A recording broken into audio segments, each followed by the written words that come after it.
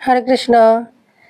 দুদিন আগে যে একটা পয়সা খেয়েছিল, এই যে জ্যোতিশ্বর আমার ছেলে, ওই খেয়েছিল পয়সা।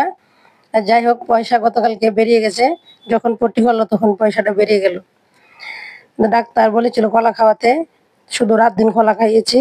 কলা খাওয়াতেই পটিটা বেরিয়ে গেল। আর বাচ্চারা যদি দুষ্টামি করে, দোষ হয় মায়ের।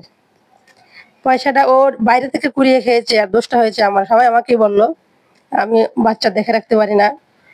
আর আমার বর তো আমাকে বললো বাচ্চা কি করে মানুষ করতে হয় ট্রেনিং করে আসতে। বলছি ঠিক আছে, এখন আবার ট্রেনিং করতে যাবো বাচ্চা কি করে মানুষ করতে হয়।